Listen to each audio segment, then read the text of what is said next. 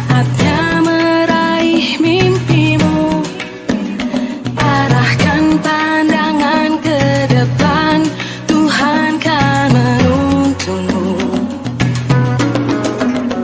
Sadarilah masa berganti, tantangan kan kita hadapi. Bergandeng tangan untuk negeri, era kita menanti berseri. Kita pelajar Pancasila, kita bernafas dalam sila-silanya. Kita pelajar Pancasila, ayo kita jaga untuk Indonesia.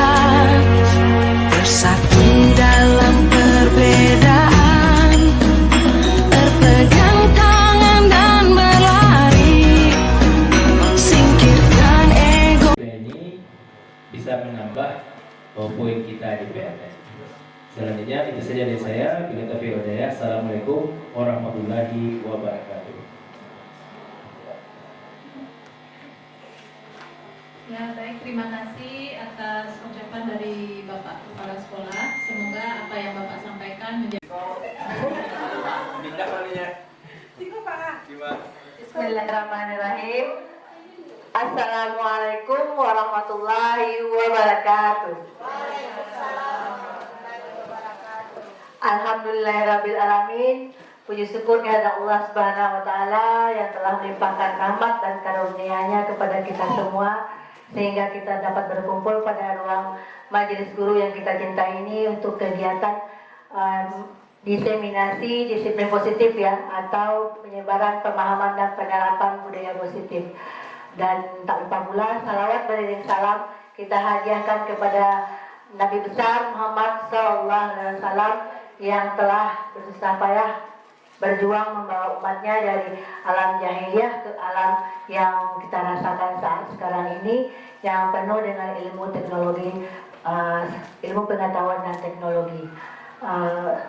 Singkatnya, sebelumnya saya mengucapkan terima kasih kepada rekan-rekan guru hebat telah bersedia hadir dalam ruangan ini mengikuti pemenuhan tugas saya dalam CGP Angkatan 11, yaitu menyebarkan pemahaman dan penerapan budaya positif. Lanjut Bu Iti. Dimana kita mulai dengan pertanyaan pemantik Bapak Guru Hebat. Bapak Ibu Guru Hebat, itu pertama, hukuman akan membuat siswa itu disiplin. Setuju atau tidak setuju Bapak Ibu? Tidak setuju Bapak Ibu?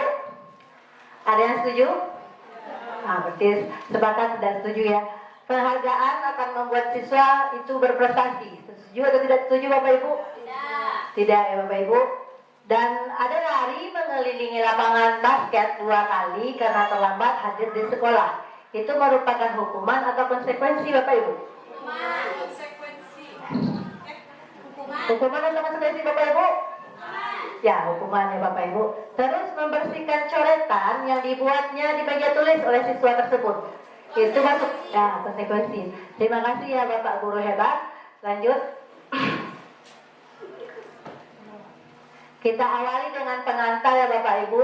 Itu konsep pendidikan menurut Ki Hajar Dewantara, yaitu melibatkan pengakuan akan pentingnya budaya dan lingkungan positif di sekolah, yang menempatkan murid sebagai fokus utama dalam konsep Ki Hajar Dewantara. Pendidikan bukan hanya tentang mentransfer ilmu saja kita sebagai guru, tetapi juga mencakup pembentukan karakter dan pengembangan potensi setiap murid. Oleh karena itu, menciptakan budaya dan lingkungan yang mendukung inklusif dan memberdayakan di sekolah kunci utama untuk mewujudkan visi pendidikan yang kita inginkan ya Bapak Ibu ya. Kita lanjut. Yang akan kita bahas pada saat ini adalah konsep inti dari budaya positif, yaitu perubahan paradigma belajar. Yang kedua itu disiplin positif, nilai-nilai kebajikan. Keempat, kebutuhan dasar manusia.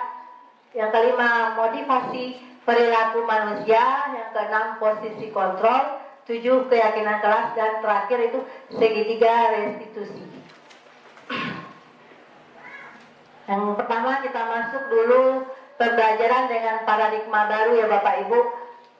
Mana pembelajaran dengan paradigma baru itu merupakan pembelajaran yang dirancang berdasarkan prinsip pembelajaran berdiferensiasi, sehingga pada peserta didik sesuai kebutuhan berdasarkan tahap perkembangan sesuai teori psikologi modern untuk mewujudkan profil pelajar Pancasila, di mana kita mengetahui bagaimana kebutuhan murid itu dulu atau perbedaan minat dan bakat murid tersebut. Karena ada namanya pembelajaran yang berpusat kepada guru dan ada namanya pembelajaran berpusat kepada siswa. Hendaknya kita semua telah melakukan pembelajaran yang berpusat kepada siswa. Karena tujuan terakhirnya adalah profil pelajar Pancasila ya Bapak Ibu. Terima kasih Pak Dito. Kita lanjut. Ada miskonsepsi tentang teori kontrol ya Bapak Ibu. Yang pertama itu ilusi guru itu untuk mengontrol murid. Dan yang kedua itu ilusi bahwa kritik dan membuat rasa bersalah itu mampu menguatkan karakter. Yang ketiga, ilusi bahwa semua penguatan positif efektif dan bermanfaat. Terakhir itu ada ilusi bahwa orang dewasa berhak memaksa. Mungkin itu miskonsepsi kita selama ini. Mungkin kita menganggap kita guru, kita berhak, kita yang mengontrol murid kita. Kita berhak memaksa murid kita untuk melaksanakan sesuatu. Itu miskonsepsi kita selama ini.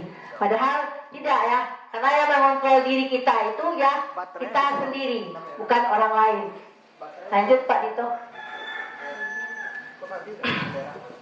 Nah kita lihat satu persatu.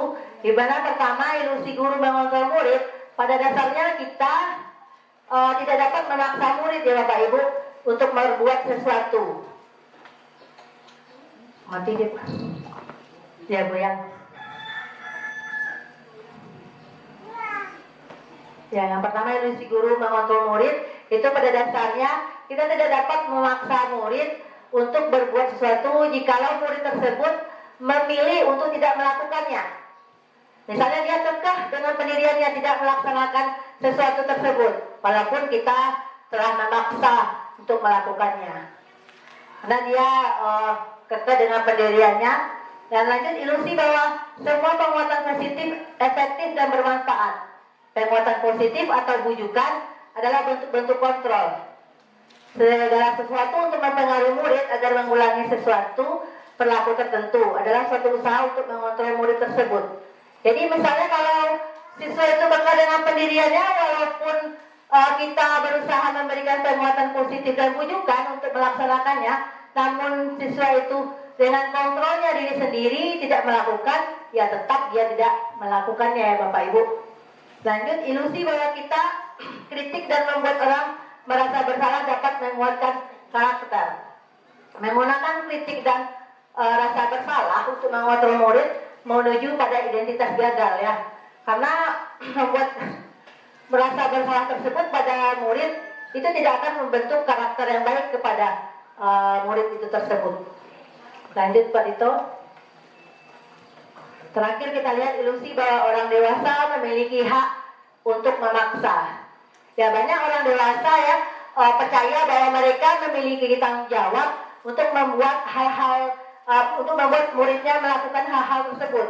Namun itu semua mungkin tidak sesuai ya, karena mungkin orang dewasa selalu memaksa kehendaknya kepada muridnya, khususnya di sekolah, karena murid itu memiliki keinginannya sendiri juga dalam masih dalam koridor atau aturan sekolah. Lanjut Pak Dito. Nah, kita lihat itu ada tabel pengubah paradigma stimulus respon ke pendekatan teori kontrol ya Bapak Ibu. Kita lihat beberapa saja. Yang pertama misalnya realitanya kebutuhan kita itu sama pada stimulus respon. Sedangkan pada teori kontrol, realitanya kebutuhan kita itu berbeda ya, masing-masing kita ya, tidak sama. Dan kedua, kita mencoba merubah orang agar berpandangan sama dengan kita pada sesuatu hal. Itu pada stimulus respon. Namun pada teori kontrol, setiap orang itu memiliki gambaran berbeda. Mbak kata orang pepatah, kepala yang sama hitam, namun pendapat atau pemikiran kita berbeda-beda terhadap sesuatu hal gitu. Lanjut Pak Dito. Nah, sekarang kita mengubah paradigma stimulus respon itu ke pendekatan teori kontrol menurut teori kontrol Stephen R. Covey, Principle Center Leadership tahun 1991 mengatakan bahwa bila kita ingin membuat kemajuan perlahan, sedikit-sedikit ubahlah sikap atau perilaku Anda. Namun bila kita ingin memperbaiki cara-cara utama kita, maka kita perlu mengubah kerangka acuan kita. Ubahlah bagaimana Anda melihat dunia, bagaimana Anda berpikir tentang manusia. Ubahlah paradigma Anda, skema pemahaman dan penjelasan aspek-aspek tertentu tentang realitas. Nah, intinya untuk perubahan kita harus ada niat dulu ya Bapak Ibu ya, untuk perubahan yang terbaik. Lanjut Mbak Dito. Kita masuk yang kedua, nilai-nilai kebajikan. Nilai-nilai yang kita sepakati bersama ya Bapak Ibu, lepas dari suku bangsa, agama, bahasa maupun latar belakang. Ini merupakan 3 contoh nilai-nilai kebajikan. Sebenarnya pada dasarnya di lingkungan sekolah maupun dalam lingkungan kehidupan sehari-hari, nilai-nilai kebajikan ini sudah kita laksanakan dan kita terapkan. Misalnya kalau profil pelajar Pancasila itu ada 6 ya Bapak Ibu yang sudah kita ketahui, itu beriman bertakwa kepada Tuhan Yang Maha Esa dan berakhlak mulia, berkebinekaan global, gotong royong, mandiri, kreatif dan bernalar kritis. Adapun menurut Ibo dan keterampilan hidup life skill itu seperti toleransi, rasa hormat, empati, keingintahuan dan lain-lainnya itu sebenarnya sudah kita laksanakan dalam kehidupan sehari-hari. Namun pada materi ini dinamakan nilai-nilai kebajikan universal. Lanjut Pak Dito. Kita lihat disiplin positif, di mana itu disiplin positif dari bahasanya berasal dari kata disiplin, itu artinya belajar ya. Disiplin mengacu pada disiplin diri yang memiliki tanggung jawab terhadap apa yang dilakukan berdasarkan nilai-nilai kebajikan universal yang kita yakini tadi. Jadi disiplin positif merupakan salah satu penerapan disiplin yang bertujuan untuk menumbuhkan kesadaran, memberdayakan peserta didik tanpa imbalan, penghargaan atau reward, ancaman atau hukuman. Jadi dia melakukan sesuatu tersebut ada kesadaran diri dari mereka masing-masing murid kita, bukan hanya karena untuk mengharapkan penghargaan atau imbalan, bukan hanya takut mendapatkan hukuman. Ya Bapak Ibu ya. Lanjut Bapak itu. Ini adalah beberapa manfaat penerapan pendekatan disiplin positif di sekolah Bapak Ibu. Ada 6 itemnya. Jadi yang pertama, meningkatkan motivasi intrinsik pada murid kita. Jadi siswa akan lebih termotivasi untuk berperilaku baik karena merasa memahami alasan dibalik peraturan dan konsekuensi logis, bukan karena takut dan hukuman. Jadi yang pertama, siswa meningkat motivasi intrinsiknya dari dirinya sendiri. Yang kedua itu akan membangun hubungan positif. Hubungan positif maksudnya di sini guru antara siswa dan siswa antara siswa. Akan tercipta hubungan positif jika disiplin positif tersebut diterapkan dengan baik. Yang ketiga, meningkatkan rasa tanggung jawab. Jadi jika siswa kita memiliki disiplin positif, maka rasa tanggung jawabnya akan meningkat. Ya, siswa akan lebih bertanggung jawab atas tindakan ya, belajar dari kesalahan yang ada jika dilakukannya. Yang keempat, itu mengembangkan keterampilan sosial. Disiplin positif akan mengajarkan siswa keterampilan pentingnya seperti komunikasi efektif, kerjasama, dan penyelesaian masalah. Jadi jika siswa kita sudah menerapkan disiplin positif, siswa kita bisa berkomunikasi baik dengan gurunya, dengan temannya, dan bisa bekerja sama dalam menyelesaikan sesuatu hal, dan bisa juga menyelesaikan atau pemecahan masalah. Dan yang kelima, menciptakan lingkungan belajar yang kondusif. Jadi jika siswa kita sudah menerapkan lingkungan disiplin positif, maka akan terciptanya lingkungan belajar yang kondusif, yang nyaman, dan membuat aman untuk siswa belajar. Dan yang keenam, membentuk karakter yang kuat. Jadi jika siswa kita menerapkan disiplin positif, akan terbentuk karakter yang kuat. Lanjut Pak Dito. Dan ini ada beberapa dampak penerapan disiplin positif, yaitu yang pertama itu meningkatkan prestasi akademik. Ya, otomatis jika siswa kita semuanya sudah memiliki dan menerapkan disiplin positif, meningkatnya prestasi anak kita, baik itu akademik maupun non akademik ya. Dia berlomba-lomba untuk memiliki prestasi di kelasnya. Yang kedua itu pengurangan masalah disiplin. Misalnya kalau anak kita sudah menerapkan disiplin positif, maka misalnya dari persentase siswa terlambat misalnya, mungkin itu akan berkurang sedikit demi sedikit ya Bapak Ibu. Yang ketiga itu meningkatkan iklim sekolah, dan yang keempat membentuk lulusan yang berkualitas. Itu tujuan akhir kita ya Bapak Ibu, untuk meluluskan siswa kita yang berprestasi dan berkualitas. Masih semangat Bapak Ibu? Sedikit kita ice breaking dulu Bapak Ibu. Di sini ada tebak gambar untuk menumbuhkan semangat kita di tengah-tengah seminar ini. Kita lihat gambar pertama Pak Dito. Coba Bapak Ibu hebat tebak itu adalah gambar apa dan menjadi sebuah rangkaian kata. Oke Bu Mega, terima kasih Bu Mega. Terus untuk Bu Mega sama sapu tangan merah ya. Coba kita lihat Pak Dito, apa benar? Oh iya, sapu tangan merah ya. Kita lanjut kepada gambar keduanya. Gambar keduanya ini ada apa Bapak Ibu? Air mata apa Ibu Rusi? Ya Bapak Ibu hebat. Air mata Ibu. Lanjut gambar ketiga. Ada gambar lilit dan hidung.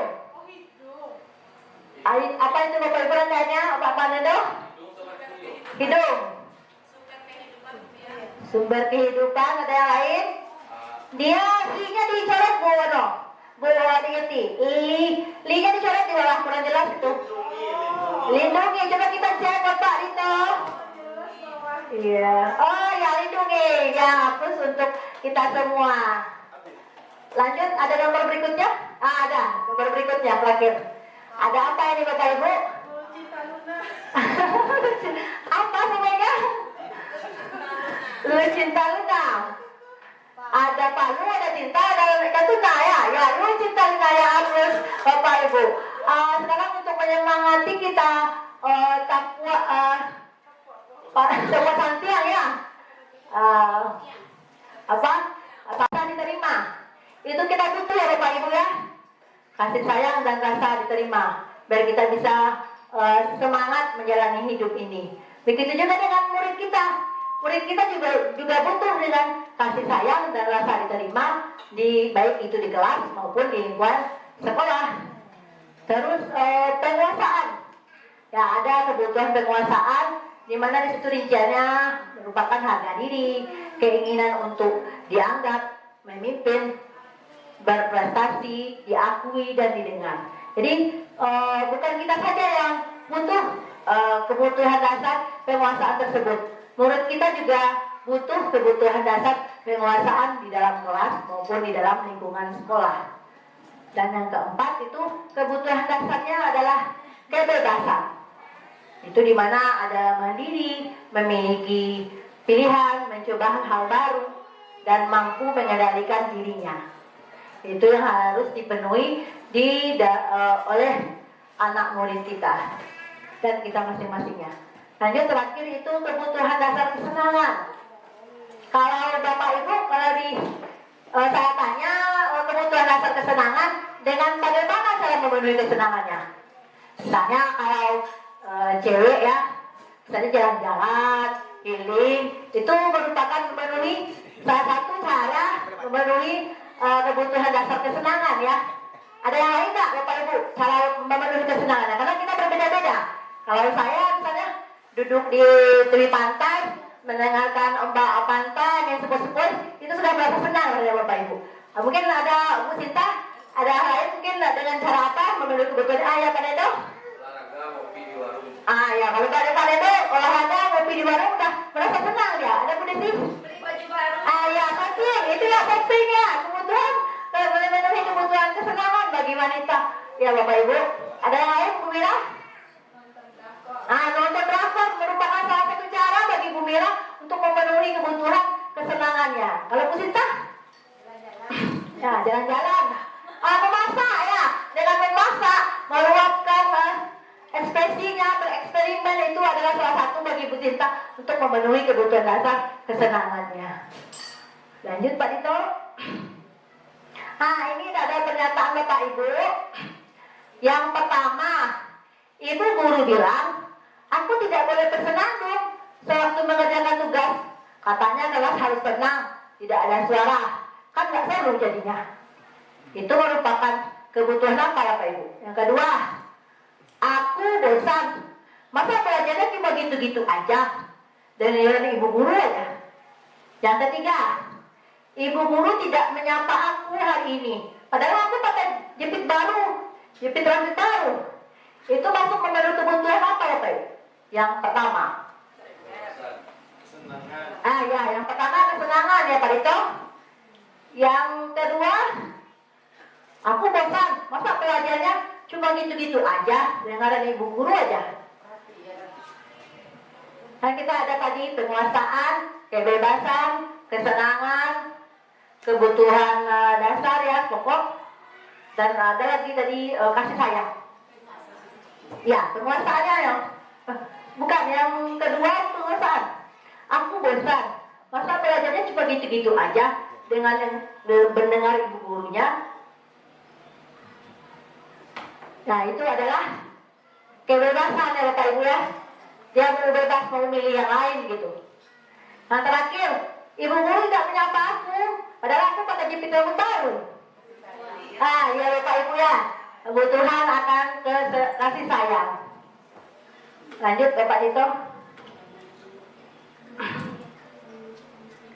Kita masuk ke motivasi perilaku manusia Bapak Ibu, di mana motivasi ekstrinsik dari luar dan motivasi intrinsik dari dalam. Di mana ekstrinsik itu untuk menghindari ketidaknyamanan atau menghindari hukuman, dan yang keduanya yang dari ekstrinsik untuk mendapatkan imbalan atau penghargaan.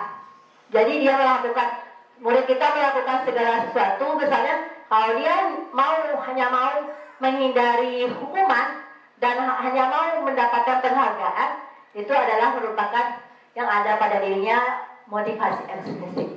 Namun kalau dia untuk menjadi orang yang mereka inginkan dan menghayati dirinya sendiri, menghargai dirinya sendiri dan nilai-nilai yang mereka percayai, berarti itu kesadaran dari dirinya. Itu adalah motivasi intrinsik ya Bapak Ibu yang dimiliki oleh murid kita untuk melakukan sesuatu hal. Lanjut Pak Dito. Nah, ini ada 5 posisi kontrol guru, di mana yang pertama penghukum, pembuat merasa bersalah, teman, pemantau, segitiga restitusi. Di mana 5 ini mungkin selama dalam kita sebagai guru melaksanakan tugas, ada kita mungkin lakukan dalam posisi kontrol penghukum atau pembuat merasa bersalah, teman, pemantau, ataupun segitiga restitusi. Pemantau. Mungkin salah ketik ya Bapak Ibu, dan terakhir ini adalah manajer ya Bapak Ibu ya, segitiga restitusi. Lanjut Pak, itu ada kita menonton video sedikit. Loading. Salah Pak itu. Silakan kita amati dulu video ini Bapak Ibu. Ya, sebelum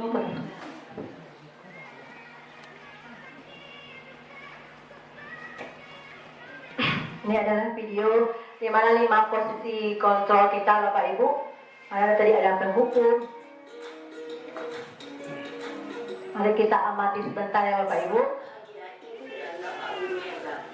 Dalam penerapan disiplin positif restitusi, salah satu program yang dikembangkan adalah 5 posisi kontrol.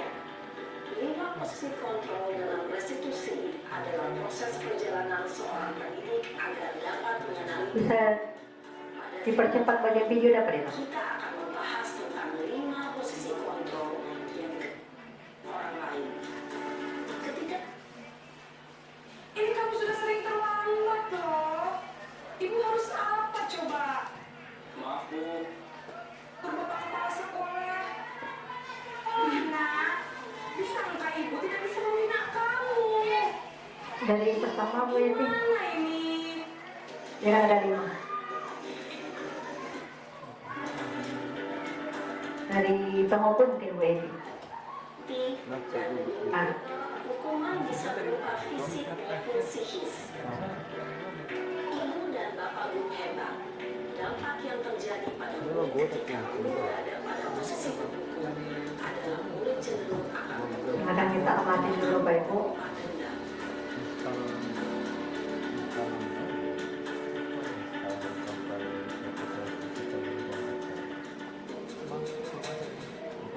Oh, berarti sudah ada sebelumnya itu Bapak Bu Yeti nak.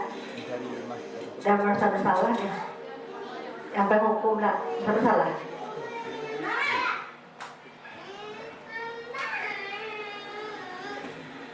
selamat pagi Bu. Naren. Kamu kenapa terlambat lagi nak? Ya Tuhan Naren.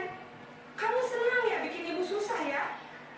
Kalau kamu terlambat lagi, nanti ibu yang ditegur bapak kepala sekolah nak. Disangka ibu tidak bisa membina kamu. Duh, gimana ini? Maaf Bu, Duh Gusti Naren. Kamu suka ya kalau ibu ditegur bapak kepala sekolah? Terus, sekarang ibu harus tulis apa ini di buku absen? Ini kamu sudah sering terlambat loh. Ibu harus apa coba?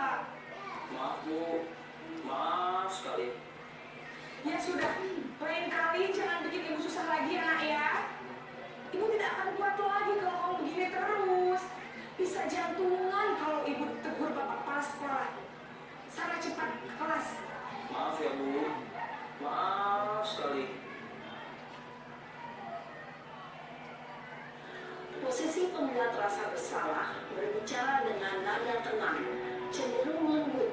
Namun kata-kata yang diutarakan membuat murid merasa menjadi orang yang gagal, memandang buruk dirinya sendiri, merasa tidak berharga, dan tidak sanggup membahagiakan orang lain. Ketika guru mengambil posisi pembuat rasa bersalah, murid akan menganggap dirinya yang bersalah dan ia akan menyimpan emosi negatif tersebut di dalam dirinya.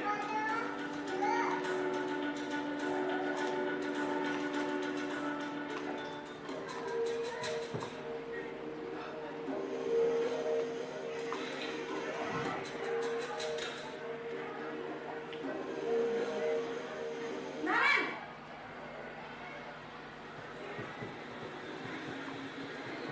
Selamat pagi Bu.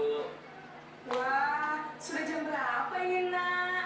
Terlambat lagi ya sayang. Iya Bu, habis ibu saya lupa membangunkan saya Bu.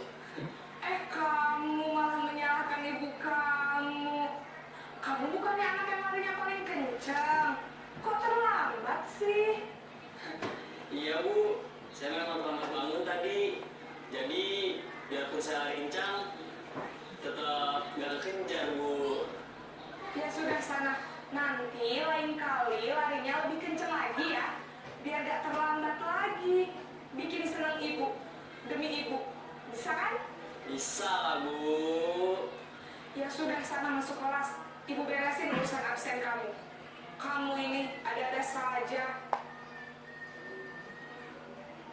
Dalam posisi teman, guru berbicara dengan nada suara ramah, akrab, cenderung bersenda gurau untuk menjaga suasana tetap santai. Murid akan merasa senang, aman, dan akrab dengan guru. Identitas yang tercipta adalah identitas sukses atau berhasil. Namun, perlu diingat, karena ini masih dorongan eksternal, maka ada faktor ketergantungan dari murid kepada orang tertentu. Di sini, guru absennya, sehingga di lain waktu, murid bisa berperilaku baik, namun hanya kepada orang-orang tertentu saja.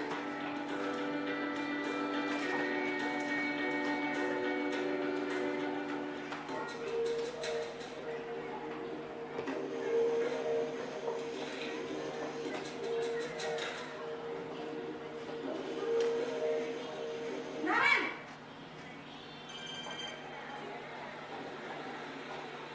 Selamat pagi, Bu.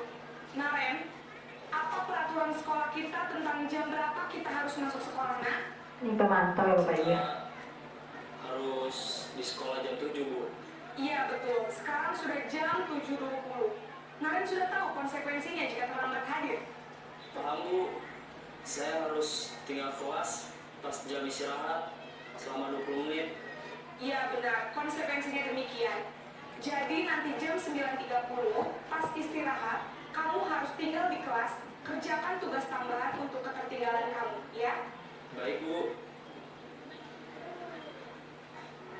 Posisi pemantau mengandalkan penghitungan atau data untuk mengontrol murid. Guru mengarahkan murid berdasarkan peraturan dan konsekuensi. Seorang pemantau menunjukkan bahasa tubuh dan ekspresi wajah yang datar dan cenderung formal.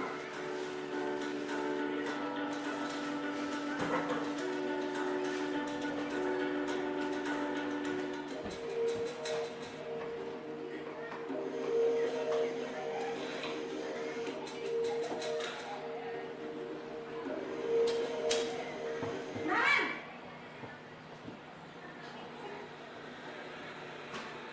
Selamat pagi, Bu. Selamat pagi, Naren. Maaf, Bu. Saya terlambat. Iya, sekolah masuknya jam 7, sekarang sudah jam 7.20. Jadi sekarang bagaimana ini, Naren? Maaf, Bu. Saya lupa setel alarm saya semalam. Baiklah, menurut kamu, keyakinan sekolah yang mana yang perlu kamu tingkatkan? Menghargai diri sendiri dan orang lain mungkin, ya, Bu. Setuju. Jadi, apakah Naren meyakini prinsip saling menghormati tersebut? Iya, Bu. Saya meyakininya. Apakah Naren bersedia memperbaiki masalah keterlambatan ini? Bersedia, Bu. Bagaimana kamu akan perbaiki masalah Kamu keterlambatan ini? Saya akan coba untuk tidak lupa menyetel alarm saya, Bu. Baik, kalau Naren lupa nyetel alarm di rumah, ada orang yang kira-kira bisa bantu mengingatkan tidak? Ada, Bu. Kakak saya, Kak Emma. Ada lagi selain Kak Emma? Selain Kak Emma, ada ibu saya. Baik, jadi yang mengingatkan Naren adalah Kak Emma dan ibu kamu, ya? Kira-kira akan mulai setel alarm kapan nih, Naren? Setelah pulang sekolah, akan segera saya lakukan. Baik, jadi Naren akan setel alarm untuk bangun besok pagi dan akan diingatkan oleh kakak dan ibunda Naren, ya? Ada lagi yang mungkin perlu dilakukan, Naren? Agar tidak terlambat lagi. Tidak ada, Bu. Baik, Naren. Terima kasih untuk kerjasama kamu. Sekarang kamu perlu kembali ke kelas untuk belajar. Ya, Bu. Terima kasih. Posisi manajer adalah posisi kontrol yang disarankan untuk membimbing murid memiliki sikap disiplin yang positif, yaitu murid yang mandiri, bertanggung jawab, dan dapat memecahkan masalah. Tujuan dari posisi ini adalah agar murid dapat berefleksi atas tindakannya. Guru akan dengan tulus memberikan pertanyaan-pertanyaan bermakna, sehingga membuat murid dapat belajar dari kesalahannya dan mencari sebuah solusi untuk menyelesaikannya. Ibu dan bapak guru hebat, setelah mengamati adegan kelima posisi kontrol tadi, kira-kira posisi mana yang paling ideal? Posisi mana yang dapat menunjang motivasi intrinsik murid? Ya,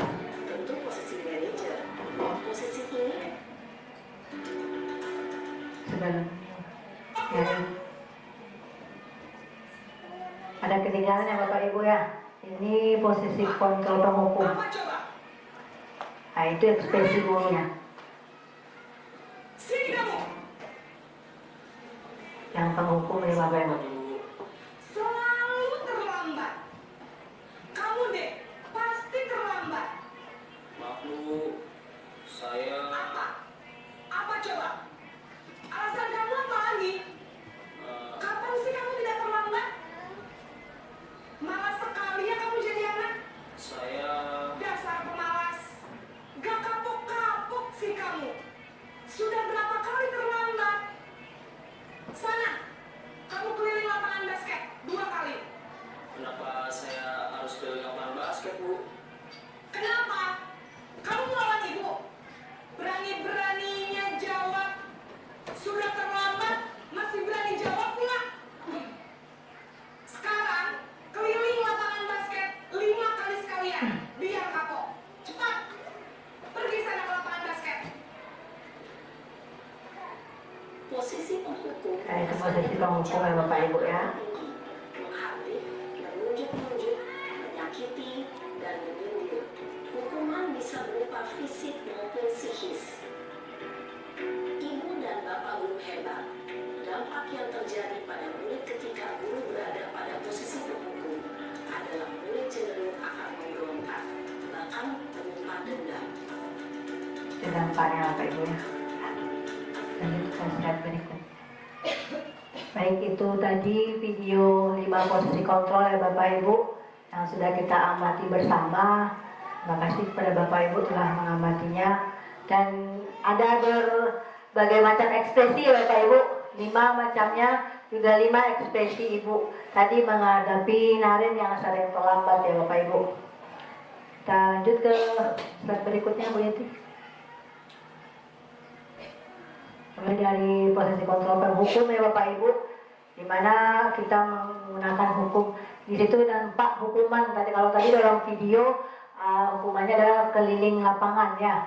Orang-orang menjalankan posisi penghukum senantiasa mengatakan bahwa sekolah memerlukan sistem atau alat yang dapat lebih menekan murid lebih dalam lagi. Tadi dampaknya itu mungkin siswa merasa kesal kepada kita, mungkin bisa dendam kepada kita, dan membuat merasa bersalah.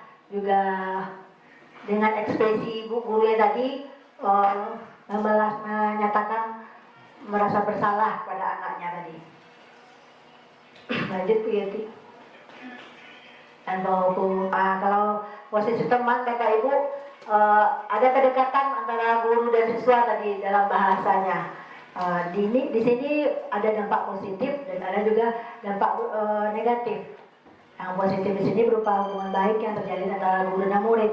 Kalau berupa negatif, bila suatu saat guru tersebut tidak bisa membantunya, maka murid itu akan kecewa dan berkata, saya pikir Bapak Ibu itu teman saya. Ternyata tidak, dia kecewa karena suatu saat nanti tidak bisa membantunya. Kita lihat yang pemantau. Kalau pemantau ini Bapak Ibu guru menggunakan data yang ada, beberapa kali siswanya melanggar kedisiplinan dan berhubungan dengan menggunakan konsekuensi dan peraturan yang ada. Yang idealnya itu adalah posisi terakhir, itu posisi manajer, di mana posisi guru berbuat sesuatu bersama dengan murid, mempersilahkan murid itu mempertanggungjawabkan atas perilakunya dan mendukung murid itu agar dapat menemukan solusi atau permasalahan sendiri. Itu yang idealnya posisi manajer. Nah, sekarang kita tebak-tebakan Bapak Ibu, posisi kontrol. Apakah aku?